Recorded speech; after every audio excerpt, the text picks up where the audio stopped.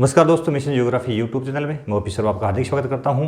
अब अपने प्रश्नोत्तर सीरीज राजस्थान के संदर्भ में शुरू कर रखी है। विशेषकर रीट मेंस के लिए बहुत ही महत्वपूर्ण सीरीज है, तो जरूर देखें। अन्य प्रतियोगी परीक्षाओं के लिए भी बड़ी महत्वपूर्ण है, तो जरूर आप हमारे मिशन ज्योग्राफी यूट्यूब चैनल से जुड़े। चैनल को लाइक शेयर सब्सक्राइब जरूर करें। तो शुरू करते हैं। आज की जो सीरीज है अपने शुरू कर रखी है कृषि के संदर्भ में। तो राजस्थान में जो कृषि है उसके संदर्भ में अपन ने अपनी सीरीज जो है शुरू कर रखी है, ठीक है। उस पर अपने टॉपिक वाइज अपन देख रहे हैं।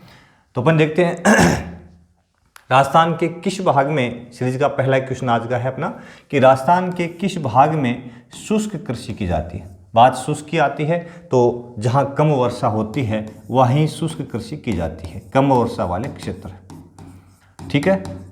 कम वर्षा वाले क्षेत्र की जब बात आती है, राजस्थान में किस भाग में कम वर्षा होती है ये भी आपको पता हो जाना चाहिए कि ये अरावली का पश्चिमी जो भाग है, ये अरावली जो है इसके राजस्थान का जो पश्चिमी क्षेत्र है, अरावली के पश्चिमी अवस्थित भाग पूरा का पूरा ये वाला जो क्षेत्र है ये शुष्क है, ठीक है ना। पश्चिमी शुष्क भाग है, ठीक है। तो यहाँ जो वर्षा होती है बहुत कम वर्षा, यानी औसत वर्षा 15 सेमी के आसपास में यहाँ पे होती है। इस कारण से इस भाग में जो खेती की जाती है वहाँ शुष्क कृषि, यानी वो फसलें बोई जाती है, जो जिनको कम पानी की आवश्यकता हो, ठीक है। जैसे कि मोटे अनाज जो होते हैं वो मुख्य रूप से इस भाग में बोए जाते हैं। मोटे अनाज में जैसे कि अपने बाजरा है, दलहन फसलें है, चना है, ठीक है ना। ये मोटे अनाजों में ज्वार है आती है, ठीक है। तो ये शुष्क कृषि वाले क्षेत्र है राजस्थान का पश्चिमी इलाका, इसमें महत्वपूर्ण। इसके दो भाग है, शुष्क और अर्धशुष्क, जिसकी चर्चा भौतिक प्रदेशों वाला जो टॉपिक था उसमें विस्तार से कर दी गई थी। दूसरा है झूमिंग कृषि राज्य में किस भाग में की जाती है। झूमिंग कृषि एक शब्द है, झूमिंग कृषि नाम से ही इसका घूम घूम करके की जाने वाली खेती, यानी आदिम कृषि का प्रकार है। आदिम कृषि का एक प्रकार है, ठीक है। और जंगलों में निवास करने वाले आदिम लोग जो है, जंगलों में रहने वाले आदिवासी जो लोग हैं वो मुख्य रूप से इस तरह की खेती करते हैं। होता क्या है, इसमें जो जंगल होता है उसमें एक खेत तैयार करते हैं और उसमें जो घास फूस वगैरह उसको काट करके जला करके उसकी राख को वहीं डाल देते हैं और 3 से 5 वर्ष तक उसमें खेती करते हैं। मुख्य रूप से अनाज बोते हैं इस खेती में, वो खाद्यान्न बोते हैं, अनाज बोते हैं। और 2 से 3 वर्ष तक एक ही स्थान पर एक ही प्रकार की, 2 से 5 वर्ष तक एक ही प्रकार की फसल बोते हैं, ठीक है ना। एक ही प्रकार की फसल बोते हैं तो उसके कारण उसमें जो उपजाऊपन है उस मिट्टी फसल के प्रति वो खत्म हो जाती है। तो जैसे उपजाऊपन खत्म हो गया तो यही प्रणाली वो दूसरे स्थान पर जाकर के अपनाते हैं। जैसे ये खेत तैयार किया, उसमें फसल तैयार की, 3 से 5 वर्ष तक एक ही फसल बोई, ये अनुपजाऊ हो गया कुछ समय बाद में, तो इसको छोड़ करके नया खेत दूसरी जगह तैयार कर लेते हैं और वहाँ पे ये खेती शुरू कर देते हैं। तो एक स्थान से दूसरे स्थान पर घूमकर की जाने वाली जो कृषि है उसको झूमिंग कृषि कहा जाता है। इसका दूसरा नाम है स्थानांतरित कृषि। दूसरा नाम क्या है? स्थानांतरित कृषि, यानी इसको स्थानांतरित कृषि भी कहा जाता है। इसके अलावा इसके विभिन्न प्रदेशों में अलग अलग नाम है। जैसे श्रीलंका में इसको चेन्ना कहते हैं, ठीक है ना। इसको मिल्पा भी इसी को कहते हैं। लदांग मलेशिया में इसी को कहते हैं, ठीक है। रोका इसी को कहते हैं। तो विभिन्न प्रदेशों में इसके अलग अलग नाम है। अपन बात राजस्थान के संदर्भ में कर रहे हैं, तो यहाँ राजस्थान में इसको दक्षिणी जो अपना राजस्थान है मुख्य रूप से उस भाग में, दक्षिणी जो क्षेत्र अपना, इस भाग में इस कृषि को वालरा कहते हैं। क्या कहते हैं? वालरा कहते हैं। इसमें भी वालरा कृषि जो है उसके भी 2 टाइप्स यहाँ आपको मिलेंगे। एक का नाम है दजिया, एक का नाम है चीमाता। ये मुख्य रूप से आदिम जनजातियाँ जो भील जनजाति दक्षिणी भाग में निवास करती है, उस भील जनजाति द्वारा की जाने वाली खेती एक प्रकार से। ये बहुतायत भील है, डामोर है, सहरिया है, ये लोग इस तरह खेती करते हैं। और विशेषकर भीलों द्वारा इसके नाम 2 निकाल रखे हैं कि पहाड़ी जो ढलान है, शिखर वाले जो क्षेत्र पहाड़ी ढलान, वहाँ पर की जाने वाली जो खेती उसको तो कहते हैं चीमाता, यानी पहाड़ियों पर की जाने वाली खेती को कहते हैं चीमाता, और मैदानी भाग जो है वहाँ पर की जाने वाली खेती उसको कहते हैं दजिया।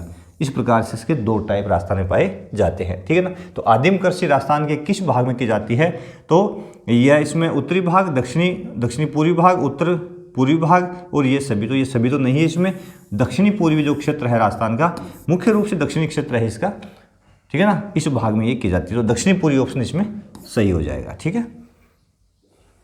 अगला प्रश्न देखें। अगला प्रश्न अपना है कि आर्द्र कृषि में मुख्यतः कौन सी फसलें बोई जाती है। तो अभी बात की थी अपन ने कि शुष्क कृषि में कौन सी फसल, जब शुष्क कृषि की बात थी तब तो अपन ने देख लिया कि यहाँ मोटे अनाज बोए जाते हैं, और आर्द्र कृषि की बात आए तो अपन देखेंगे यहाँ पर अधिक पानी की आवश्यकता वाली फसलें, जिन फसलों को अधिक पानी की आवश्यकता है, ठीक है ना, वो फसलें यहाँ पर बोई जाती है। जैसे कि अपने चावल अपन बोते हैं, सिंगाड़ा अपन बोते हैं, इनको अधिक पानी की आवश्यकता होती है। जैसे फूलों के अंदर अपने कभी कमल के फूल किचड़ में देखे होंगे, ठीक है ना। तो ये जो कृषि है, नारियल की जो खेती है, ये मुख्य रूप से जो फसलें हैं वो आर्द्र कृषि के अंतर्गत रखी जाती है। यहाँ ऑप्शन अपने दिया है चावल, सिंगाड़ा, जूट, और ये सभी, तो जूट भी इसी का प्रकार है कि, तो ये सभी ऑप्शन इसमें सही है, यानी जूट भी इसी का ही प्रकार है, ठीक है। तो ये सभी ऑप्शन इसमें सही हो जाएंगे। अगला बिंदु है कि वालरा क्या है। तो अभी मैंने कहा दक्षिणी पूर्वी राजस्थान में आदिम जो स्थानांतरित कृषि उसको वालरा कहते हैं, तो यह होगी स्थानांतरित कृषि को ही वालरा कहते हैं राजस्थान के अंदर। झूमिंग कृषि कह दो, चाहे स्थानांतरित कह दो, चाहे वालरा कह दो, राजस्थान के अंदर इसको। चीमाता क्या है, तो अभी वालरा कृषि के दो टाइप है, जिसमें दजिया और चीमाता। तो भील जनजाति द्वारा जो पहाड़ी क्षेत्रों में आदिम कृषि की जाती है उसको क्या बोलते हैं, चीमाता। और जो मैदानी भाग है, मैदानी जो भाग है, इन मैदानी भागों में की जाने वाली खेती है उसको बोलते हैं दजिया, ठीक है ना, भीलों के द्वारा मुख्य रूप से की जाती है। तो ये दो प्रकार खेती के बहुत बार पूछा गया प्रश्न है, इजीली क्लियर होने वाला है, ठीक है ना। यानी चीमाता पहाड़ की चोटी पर की जाने वाली खेती। सेकंड मैदानी हो गया।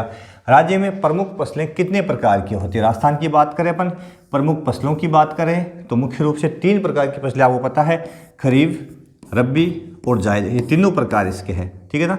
अब इसमें अपन देखते हैं खरीफ की फसल जो होती है, जिसको अपन चौमासा की फसल भी कहते हैं अपनी भाषा में, चौमासा, ठीक है। उसमें अपन बाजरा भी बोते हैं, है ना, दलहन फसलें भी बोते हैं, जैसे मूंग वगैरह, चवला वगैरह वो बोते हैं, ठीक है। इसके अलावा अपन इस समय कपास भी बोते हैं, ठीक है, मक्का भी बोते हैं। ये फसलें सारी कौन सी है, खरीफ की है। इसके अलावा जैसे रबी है, इसमें अपने गेहूँ, जिसको सियालों की फसल भी कहा जाता है, सर्दी में बोई जाती है ना, सरसों है, चना है, ठीक है, जीरा है। तो ये फसलें मुख्य रूप से रबी की। और तीसरे प्रकार की जायद है, उसमें ककड़ी, खरबूजा, ठीक है, ये मुख्य रूप से, और भी कई सब्जियां जो इस समय की जाती है, और कुछ चारा फसलें बोई जाती है, ठीक है ना। तो ये तीनों टाइप इसके सही है, तो इसमें तीनों ऑप्शन सही है, तो ये सभी ऑप्शन सही हो जाएगा। अगला प्रश्न है, अगला प्रश्न है कि खरीफ फसलों में कौन कौन सी फसलें शामिल है। खरीफ की बात की तो अपन ने ये मुख्य रूप से कब हो जाती है, तो ये अपने जून जुलाई, जैसे मानसून आ जाता है तो जून जुलाई के समय ये बोई जाती है, ठीक है ना। और दीपावली के आसपास में अक्टूबर नवंबर में काटी जाती है, अक्टूबर नवंबर में काट ली जाती है, ठीक है। और वर्षा काल की फसल है, तो इसमें बाजरा, चावल, ज्वार, मक्का, कपास, अरंडी, ठीक है। गेहूँ, सरसों ये रबी वाली होगी सारी की सारी। और इसमें बाजरा और सरसों रबी की हो गई, बाजरा खरीफ का हो गया, तो ये ऑप्शन भी नहीं है, ये सभी भी नहीं है, ठीक है। और पहले वाला जो ऑप्शन है, और ये रबी की हो गई, तो अपने बात खरीफ की है, तो पहले वाला ऑप्शन अपना सही है कि बाजरा, चावल, ज्वार, मक्का, कपास और अरंडी, ठीक है ना। ये फसलें मुख्य रूप से किस ऋतु की है, खरीफ की ऋतु की है, ठीक है ना। अगला प्रश्न, अगला प्रश्न है कि जायद की प्रमुख फसलें कौन कौन सी? जायद तो ये मुख्य रूप से जो रबी की फसल है वो काटने के बाद में जायद की फसलें बोई जाती है, ठीक है ना। तो इस समय ककड़ी है, खीरा है, ये फसलें मुख्य रूप से बोई जाती है। तो ककड़ी, तरबूज, खरबूज, ये सभी ऑप्शन इसकी चर्चा आपने कर ली। ये फसलें जायद की फसलों के रूप में जानी जाती हैं। खरीफ की फसल कब हो जाती है? तो अपन चर्चा कर ली जून जुलाई में, जैसे ही मानसून आ जाता है, मानसून के आगमन के साथ, ठीक है ना, मानसून के साथ ये फसलें बोई जाती है, क्योंकि वर्षा पर डिपेंड फसलें होती है। तो जून जुलाई पहला ऑप्शन इसमें अपना सही हो गया। अगला है कि खाद्यान्न फसलों में सर्वाधिक क्षेत्र पर बोई जाने वाली फसल कौन सी है? अब देखो यहाँ पूछा है सर्वाधिक क्षेत्र पर बोई जाने वाली फसल, और जब राजस्थान की बात आती है तो राजस्थान में तो आपको पता है कि बाजरा सर्वाधिक क्षेत्र में मिलेगा आपको, क्योंकि सबसे अधिक राजस्थान के अंदर शुष्क जो जलवायु उसमें बाजरे की खेती होती है। तो इसमें पहला ऑप्शन सही है। और उत्पादन यदि अपन देखें ना कि सर्वाधिक उत्पादन किस फसल का होता है, तो तब आप बात करेंगे गेहूँ की, यानी सर्वाधिक उत्पादन मात्रा में तो होता है गेहूँ का, ठीक है। और यदि क्षेत्र की बात आती है कि सबसे अधिक क्षेत्र पर कौन सी फसल बोई जाती है, तब बात आएगी बाजरे की, ठीक है।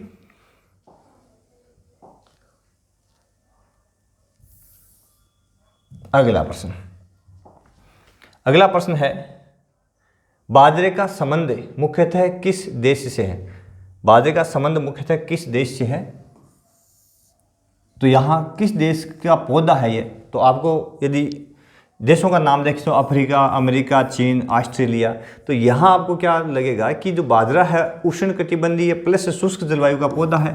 और शुष्क जलवायु का पौधा है, इसका मतलब जहाँ पे शुष्कता है वहीं पे मुख्य रूप से ये फसल मिलेगी। तो यहाँ पे अपन देखते हैं तो अफ्रीका जो है, ठीक है ना, अफ्रीका जो है वो मुख्य रूप से उष्णकटिबंध पूरा का पूरा उससे गुजरता है। तो ये बाजरे का जब संबंध आता है तो किससे आएगा आपको? अफ्रीका से। तो इसमें पहला ऑप्शन सही हो जाएगा, ठीक है ना। बाजरे का संबंध किससे है? अफ्रीका से।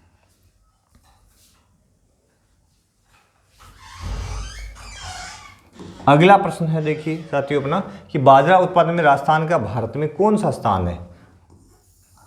भारत में बाजरा उत्पादन में राजस्थान का स्थान पूछ लिया है, कहाँ पे? भारत में। तो सबसे अधिक बाजरा आपको पता है कि राजस्थान में ही होता है, तो प्रथम स्थान, ठीक है ना, सबसे अधिक बाजरा राजस्थान में होता है। प्रति हेक्टेयर उपज की बात पूछ लेना तब गुजरात करना आपको।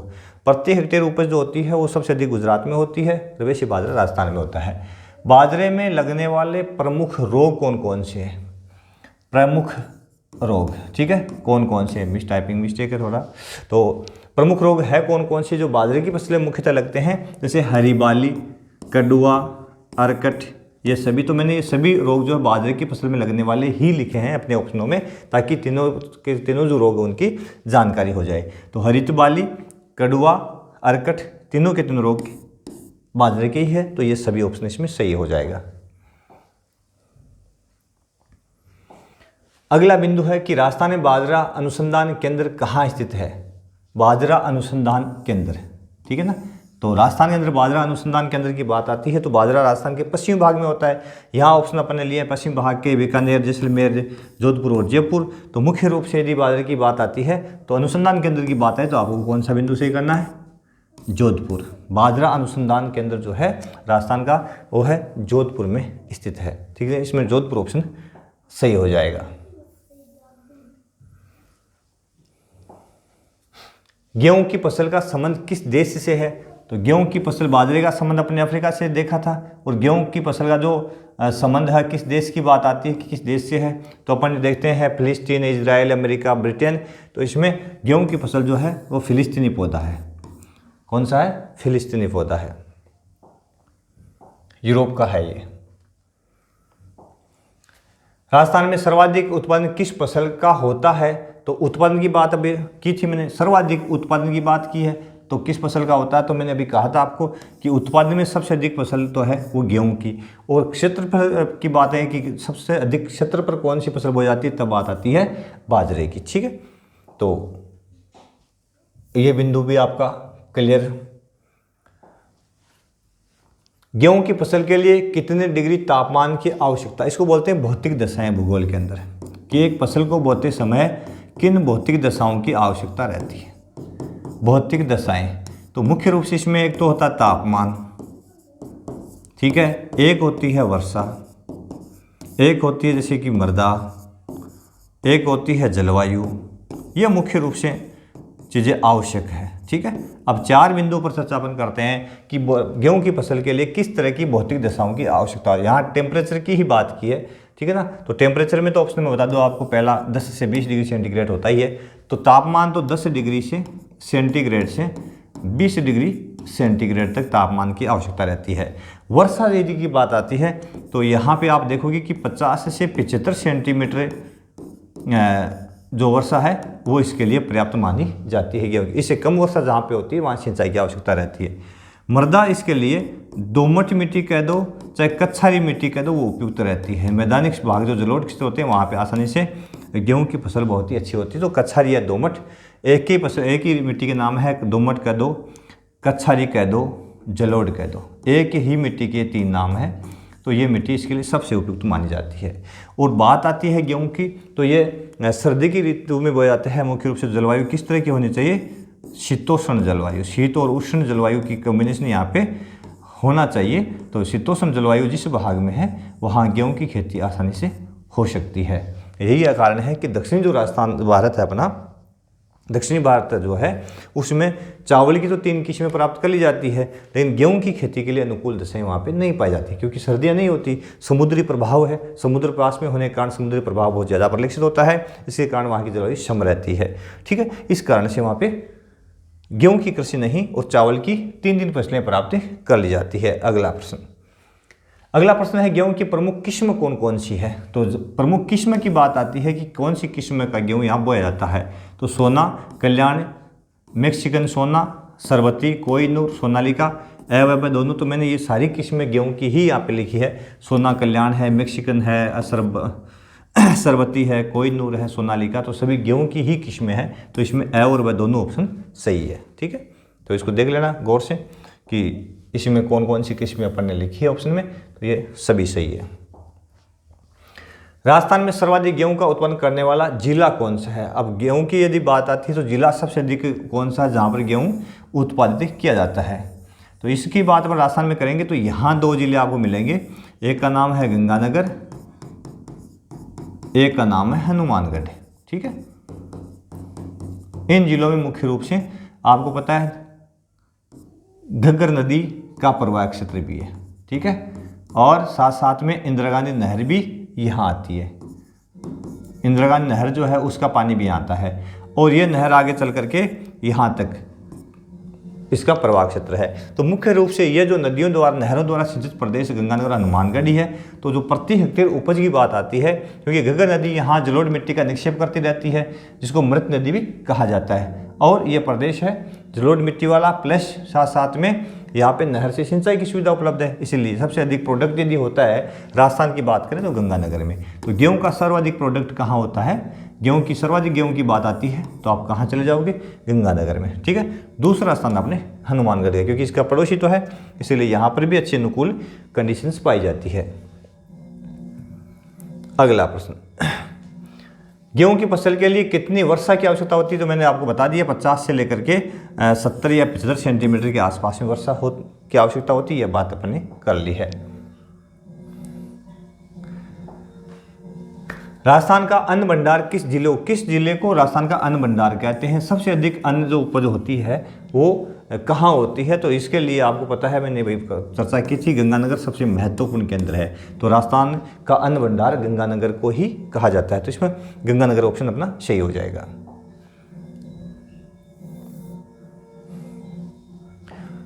अगला बिंदु है साथियों कि गेहूं को लगने वाला प्रमुख रोग कौन कौन सा है। तो गेहूं को लगने वाले रोगों की यदि अपन बात करें तो इसमें करजुआ, चेपा, रतुआ, काला कीट, टुड्डू, रमट, तो ये सभी जो रोग है वो गेहूं की फसलें मुख्य रूप से लगते हैं। तो ये सभी ऑप्शन इसमें सही है, मैंने वही ऑप्शन लिखे हैं, करजुआ, चेपा, काला कीट, टुड्डू, रमट आदि, है ना। तो ये गेहूं की फसल में लगने वाले प्रमुख रोग हैं, इसलिए सबको मैंने ऑप्शन में इसलिए लिया है ताकि सबका नाम आपको मेमोराइज हो जाए। एक का नाम लिख दें और टाइम शॉर्ट है, उसके बाद में दूसरे का नाम यदि अपन छोड़ दें और वही प्रश्न आ जाए तो सस्पेंस रहेगा ना अपने को। इसलिए अगला प्रश्न, अनाजों की रानी के नाम से किसे जाना जाता है। अनाज की रानी। तो इस नाम से ये विभूति किसको प्राप्त है? तो मुख्य रूप से अनाज की जो रानी है उसके नाम को मक्का जो है, मक्के को अनाजों की रानी कहा जाता है। ठीक है ना। तो मक्के की फसल के लिए ये विभूति कामे उपमा दी जाती है। मक्के का संबंध किस देश से है? जब मक्के की बात आती है तो गेहूं को अपने फिलिस्तीन ने लिया था और बाजरे को अफ्रीका से लिया था। तो मक्के की बात आती है तो आप अमेरिका चले जाओ। मक्के की फसल है उसका संबंध सीधा कहाँ से है? अमेरिका से। ठीक है ना। तो ये कोई सिंपल सा ऑप्शन है, वैसे माइंड लगाने की आवश्यकता इसमें है नहीं। और अंतिम प्रश्न आज की सीरीज का वो है मक्का राजस्थान के किस भाग में बोया जाता है? मुख्य रूप से मक्के की फसल के लिए जो अनुकूल दशाएं होनी चाहिए वो किस तरह की होनी चाहिए? आप देखोगे कि मक्का की है जो फसल है उसके लिए मुख्य रूप से लाल लोमी मिट्टी अच्छी रहती है। लाल लोमी, इसमें लाल काली मिट्टी मिक्स होती है। काली लाल मिट्टी जो है मिक्स होती है, उसको लाल लोमी भी कहा जाता है। इसमें उपजाऊपन की मात्रा ठीक ही रहती है। नाइट्रोजन और ह्यूमस की तो कमी पाई जाती है इसके अंदर। ठीक है ना। तो ये मिट्टी मुख्य रूप से इस भाग में पाई जाती है, दक्षिणी पूर्वी जो क्षेत्र है इस भाग में पाई जाती है। साथ साथ में इसके लिए जो धरातल है वो ढालनुमा होना चाहिए। ढालनुमा धरातल है, जो पानी का ठहराव नहीं होता, वो मक्के की फसल के लिए अच्छा रहता है। पानी यदि ठहर जाता है तो मक्के की फसल खराब हो जाती है। तो ढालनुमा धरातल से मतलब पहाड़ी ढलान जो है वहाँ मुख्य रूप से जो पथरीला धरातल है इसके लिए अनुकूल रहता है। ठीक है। तो वर्षा की बात करते हैं तो वर्षा मक्के की फसल के लिए, क्योंकि ये शुष्क जलवायु का पौधा है, तो यहाँ पे यदि अपन कोई विशेष वर्षा की आवश्यकता इसको नहीं होती, यदि 50 सेमी के आसपास में वर्षा कहीं पे हो रही है तो आसानी से मक्के की फसल प्राप्ति की जा सकती है। तो यह क्षेत्र राजस्थान के किस भाग में है? तो दक्षिणी भाग में। ठीक है ना। तो आप यहाँ देखोगे कि राजस्थान के दक्षिणी भाग में, उत्तरी पूर्वी पश्चिमी, तो मक्के की अच्छी फसल है, सबसे अधिक फसल जो होती है वो राजस्थान के दक्षिणी भाग में होती है। तो अपना ए ऑप्शन इसमें सही हो जाएगा। ठीक है। तो ये 25 प्रश्नों की अपनी सीरीज थी। रिट मेंस के लिए बड़ी महत्वपूर्ण है क्योंकि कृषि के संदर्भ में काफ़ी बिंदु दे रखे हैं। तो इस तरह की सीरीज के लिए आप जुड़े रहे हमारे मिशन ज्योग्राफी से। चैनल को लाइक शेयर सब्सक्राइब जरूर कर लें। 2 दिन थोड़ा सा गैप लगा है वीडियोज़ आने में, कुछ पारिवारिक व्यस्तता थी, उस व्यस्तता के कारण। तो आगे अपन कोशिश करेंगे कि आपके लिए हर एक जो टॉपिक है उसके वीडियोज़ जो है प्रश्नोत्तर सीरीज़ के है वो डेली अपडेट करेंगे। तो उसके लिए हमें खेद भी है कि 2 दिन आप तक वीडियो नहीं पहुंचा पाए। अब हमारा प्रयास रहेगा कि हर समय आप तक वीडियो पहुंचेगा। बहुत बहुत धन्यवाद। देखते रहिए मिशन ज्योग्राफी।